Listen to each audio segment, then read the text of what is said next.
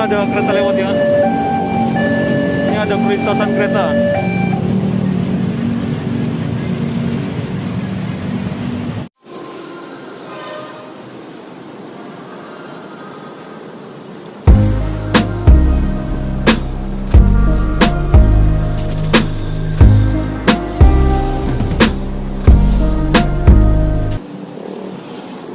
Sekarang saya sedang berada di kawasan Pasar Minggu ya.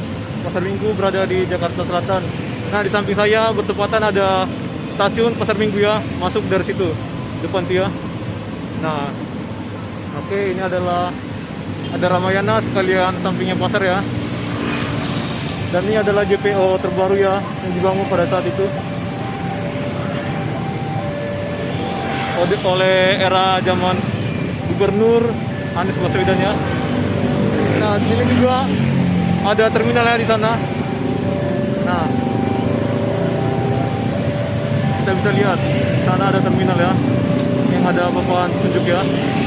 Nah, itu. Nah, itu ya. Oke, mari kita lanjut ke sana. Kita akan melihat ini ya, melihat peninggalan sejarah dari gardu listrik pada zaman Belanda ya. Namanya ESS ya, ESS ya, Electric Staatspoorwegen ya, Staatspoorwegen, ESS.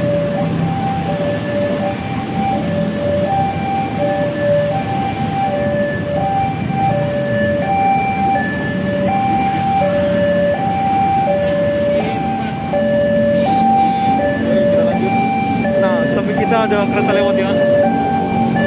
Ini ada perlintasan kereta.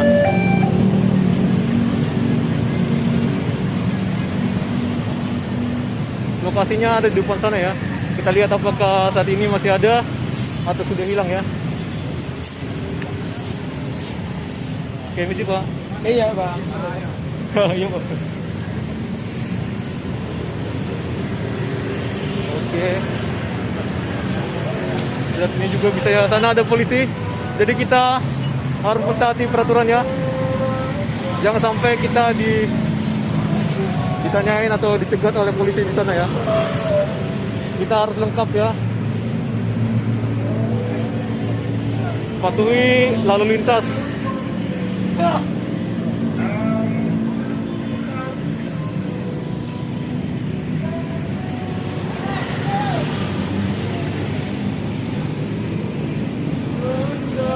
Inilah penampakannya ya teman-teman. Ini JPO terbaru ya. Bagus. Atapnya juga bagus ya.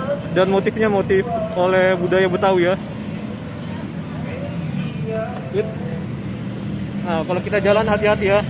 Jangan sampai kesandung.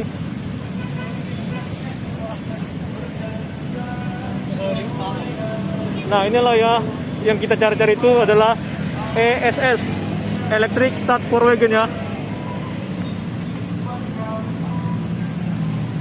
Nah, ini dia ya.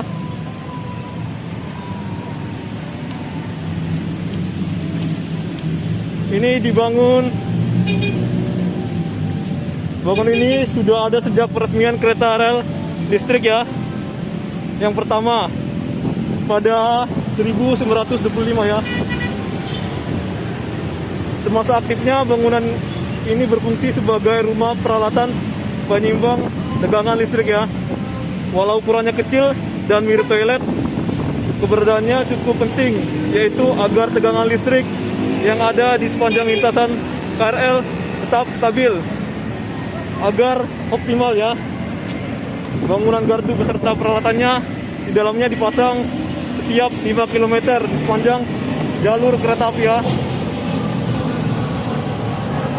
Kereta listrik ya, Electric Staatspoorwegen atau disingkat ESS sebagai bagian dari Staatspoorwegen membangun gardu-gardu ini sejak 1923 dan mulai digunakan pada akhir 1924 ya.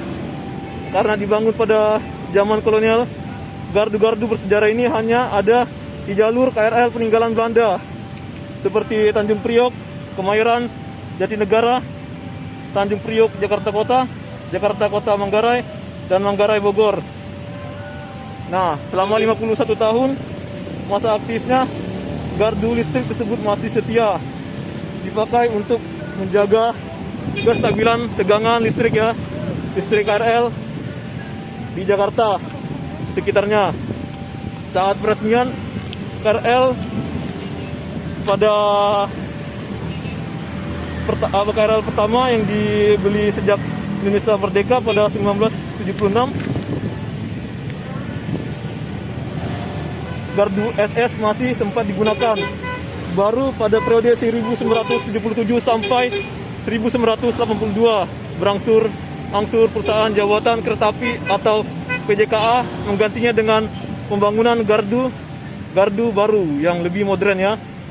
Penggantian gardu penyeimbang pun perlu dilakukan untuk menimbangi frekuensi perjalanan kereta atau KRL ya, yang semakin sering. Oke, saat ini satupun gardu cagar budaya ini, saat ini tidak satupun ya dari cagar budaya ini yang aktif. Meski demikian, keberadaan deretan gardu selama hampir 100 tahun telah menjadi saksi bisu KRL Jakarta dan jalur menuju Bogor.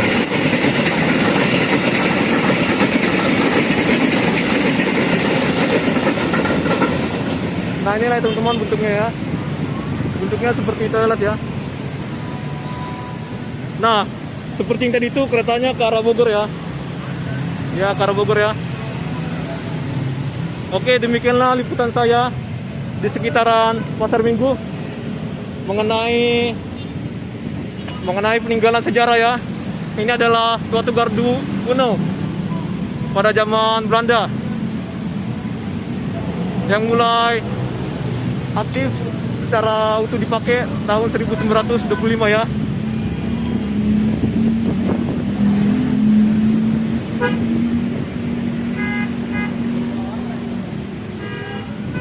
Nah, atau dimulai juga pada tahun 1924 ya.